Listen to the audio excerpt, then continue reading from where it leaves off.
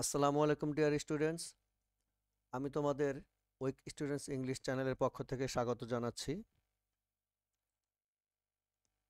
আমি আজ তোমাদের সামনে assertive two exclamatory sentence part 1 নিয়ে আলোচনা করব, কিভাবে অ্যাসার্টিভ থেকে এক্সক্লামেটরি করতে হয়।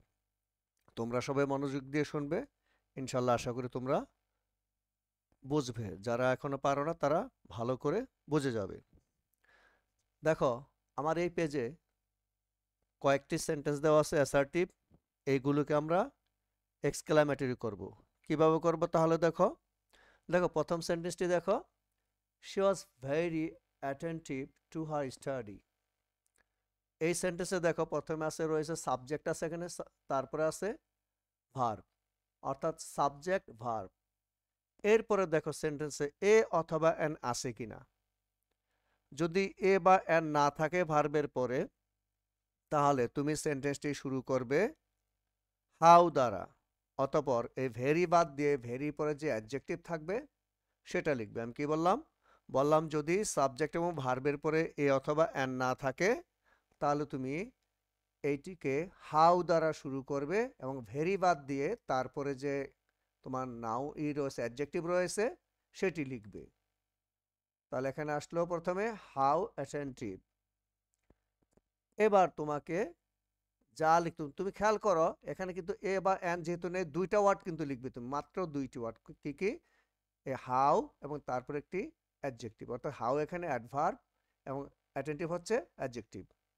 তারপরে দেখো তোমাকে সাবজেক্ট এবং ভার্ব লিখতে হবে। সাবজেক্ট এবং ভার্ব, এখানে সাবজেক্ট হচ্ছে শি, ভার্ব হচ্ছে ওয়াজ। তাহলে এখানে লিখলা।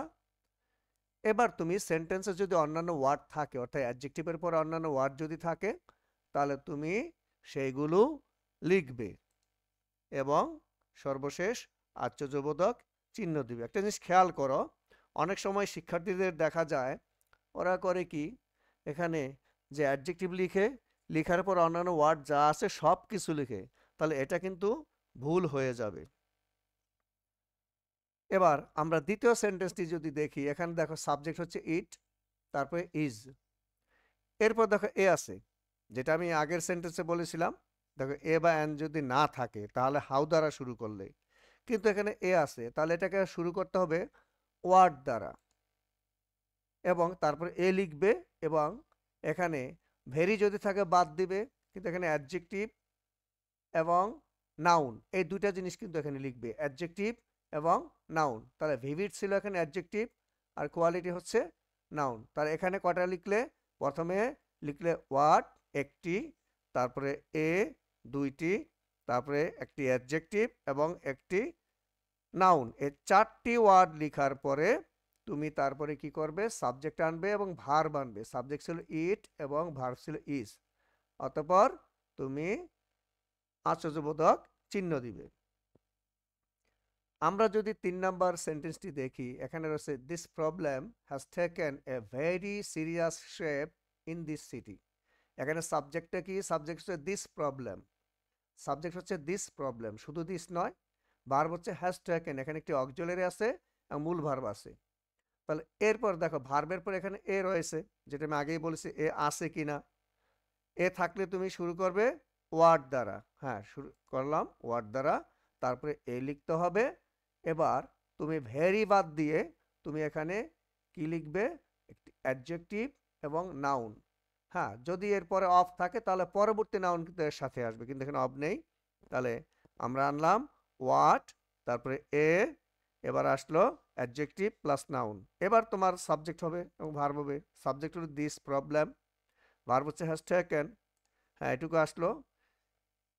এবার সেন্টেন্সের বাকি ওয়ার্ডগুলো বসবে, বসার পরে আশ্চর্যবোধক চিহ্ন বসবে।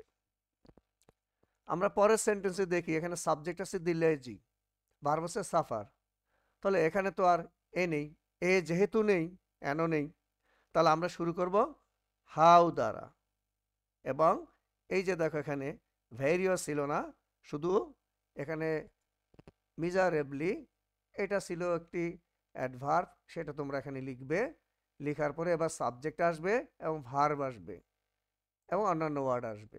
তাহলে এই যে এখানে অন্যান্য ওয়ার্ড এসে তারপরে আশ্চর্যবোধক চিহ্ন এখানে বসলো। আমরা পরের সেন্টেন্সটিতে দেখতে পাচ্ছি এখানে সাবজেক্ট হচ্ছে এ সাকসেসফুল ম্যান, তারপরে হচ্ছে ভার্ব ইজ, কিন্তু ইজের পরে এ বা এন নেই। তাহলে অবশ্যই সেন্টেন্সটি হাউ দ্বারা শুরু হবে। হাউ আসবে, তারপরে তোমার কি আসবে, সাবজেক্ট আসবে। তাহলে হাউ আসবে এবং তারপরে তোমার ভেরি বাদ দিয়ে অ্যাডজেক্টিভ আসবে, অতঃপর সাবজেক্ট আসবে। প্রথমে কি হাউ আসবে, তারপর ভেরি বাদ দিয়ে অ্যাডজেক্টিভ আসবে, এবার সাবজেক্ট এবং ভার্ব আসবে। আমরা পরের সেন্টেন্সটিতে দেখতে পাচ্ছি it is a very serious crime. এখানে ইট হচ্ছে সাবজেক্ট, ইজ হচ্ছে ভার্ব, এখানে কিন্তু এ রয়েছে। এ যেহেতু রয়েছে তাহলে সেন্টেন্সটি ওয়ার্ড দ্বারা শুরু করতে হবে। হ্যাঁ, ওয়ার্ড দ্বারা শুরু হলো, এবার এ আসলো এবং এরপরে ভেরি বাদ দিয়ে অ্যাডজেক্টিভ এবং নাউন আসলো। কি আসলো, ওয়াট, তারপরে এ, এবার সিরিয়াস অ্যাডজেক্টিভ এবং ক্রাইম হচ্ছে নাউন, অতঃপর সাবজেক্ট এবং ভার্ব আসবে। তাহলে হলো সাবজেক্ট এবং ভার্ব, এবার আশ্চর্যবোধক চিহ্ন। আমরা আরো কিছু সেন্টেন্স দেখব। এখানে দেখো, এখানে to support such an act is really a shame। তাহলে এখানে দেখো, এখানে কিন্তু রিয়েলি রয়েছে একটি অ্যাডভার্ব, তারপরে এ রয়েছে। তাহলে আমরা যদি এই সেন্টেন্সটি দেখি তাহলে এখানে আমরা কি করব, আমরা এখানে প্রথমে হোয়াট আনবো, কারণ এখানে এ রয়েছে। এবার এখানে এ আসবে, কিন্তু এর পরে কিন্তু কোনো অ্যাডভার্ব নেই, কোনো অ্যাডজেক্টিভ নেই। কোনো অ্যাডজেক্টিভ না থাকার ফলে শুধু এখানে যেই নাউন ছিল সেটাই এসেছে। এবার আমরা কি করব, to support such an act, এটাকে সাবজেক্ট দেব না, এর চেয়ে সুন্দর হয় যদি আমরা এখানে ইটকে সাবজেক্ট হিসেবে আনি, ইট। তাহলে আমরা এখানে এই সেন্টেন্সে ইটকে সাবজেক্ট হিসেবে আনবো, কারণ এখানে টু সাপোর্ট এটা ছিল একটা ইনফিনিটিভ ছিল। তাহলে এখানে আমরা ইটকে সাবজেক্ট হিসেবে আনবো, এবার ভার্ব আনবো, তাহলে আসে ইট ইজ। এবার সেন্টেন্সের অতিরিক্ত ওয়ার্ডগুলো বসবে to support such an act. তাহলে এখানে রিয়েলিটা কিন্তু বাদ হয়ে যাবে, রিয়েলিটা এখানে ওই ভ্যারির মতো বাদ হয়ে যাবে। আমরা পরের সেন্টেন্সে দেখতে পাচ্ছি it plays an effective role in the field of trade and commerce. এখানে দেখো ভার্বের পরে অ্যান রয়েছে। তাহলে অ্যান যেহেতু রয়েছে আমরা এই সেন্টেন্সটি কি দ্বারা শুরু করব, ওয়ার্ড দ্বারা শুরু করব। হ্যাঁ, ঠিক আছে, আমরা ওয়ার্ড দ্বারা শুরু করলাম।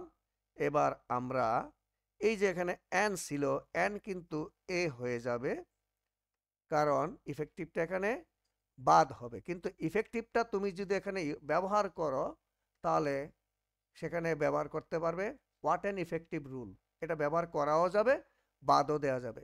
খেয়াল করো এখানে অ্যান ইফেক্টিভ, এটা ব্যবহার করাও যাবে, আবার এটা নাও করা যাবে। যদি এই ইফেক্টিভটা বাদ দিয়ে দাও তাহলে এখানে অ্যান এ হয়ে যাবে, তাহলে এ রোল। আর যদি তুমি এখানে ইফেক্টিভটা লিখো তাহলে অ্যান ইফেক্টিভ কিন্তু হবে, an effective rule, an effective role. দুইটা আমি বলছি, আমি একটা লিখেছি, আরেকটা আমি বলে দিলাম। তোমাদের যদি সেটা লিখতে মনে চায় লিখবে, প্রথমে ওয়ার্ড দ্বারা শুরু হবে, এরপরে তুমি যদি ইফেক্টিভ বাদ দাও তাহলে এখানে এ রোল তুমি লিখবে, আর যদি ইফেক্টিভ এখানে তুমি লিখো তাহলে অ্যান ইফেক্টিভ রোল হবে। কি হবে, অ্যান ইফেক্টিভ রোল হবে, অথবা সাবজেক্ট এবং ভার্ব হবে। হ্যাঁ, ইট প্লেস। এবার সেন্টেন্সের অন্যান্য ওয়ার্ডগুলো এখানে হবে, তারপর আশ্চর্যবোধক চিহ্ন দিবে। আমি আরো একবার বলছি, এখানে দেখো ইট প্লেস অ্যান ইফেক্টিভ রোল, এখানে অ্যান আছে কারণ ইফেক্টিভের প্রথম অক্ষর ভাওয়েল, এই জন্য অ্যান ব্যবহার করা হয়েছে। কিন্তু তুমি যদি ইফেক্টিভ না লিখো তাহলে অ্যান এ হয়ে যাবে, কারণ রোলের প্রথম আর হচ্ছে কনসোনেন্ট, কনসোনেন্টের আগে অ্যান বসে না, এ বসে। আর যদি ইফেক্টিভ লিখো তাহলে অ্যান ইফেক্টিভ রোল এখানে লিখতে হবে। আমরা পরেরটা দেখছি, terrorism is a devastating phenomenon of the modern world. এখানে দেখো এ আছে, এ যেহেতু রয়েছে তাহলে ওয়ার্ড দ্বারা শুরু করতে হবে। এবার ওয়ার্ড লেখার পরে তুমি দেখো এখানে ডিভাস্টেটিং হচ্ছে অ্যাডজেক্টিভ আর ফেনোমেনন হচ্ছে নাউন।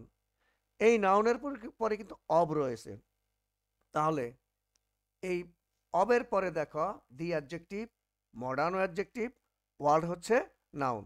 তাহলে যেহেতু অব রয়েছে, এই ওয়ার্ল্ড পর্যন্ত এই ফেনোমেননের সাথে থাকবে। তাহলে এখানে কি আসে প্রথমে দেখো, what a devastating phenomenon of the modern world. এবার সাবজেক্ট কি, টেরোরিজম, তার ভার্ব হচ্ছে ইজ। তাহলে টেরোরিজম ইজ, এবার আশ্চর্যবোধক চিহ্ন দিতে হবে। আমরা পরের সেন্টেন্সটিতে দেখতে পাচ্ছি ইট হেল্পস, এখানে সাবজেক্ট হচ্ছে ইট, হেল্পস হচ্ছে ভার্ব, কিন্তু এখানে কি এ আছে? নেই। তাহলে এখানে দেখো হেল্পস ভার্বের অবজেক্ট আছে, অবজেক্ট থাকতেই পারে প্রয়োজনে। এখানে দেখো আছে অ্যাডভার্ব ভেরি, তারপরে ইফেক্টিভলি।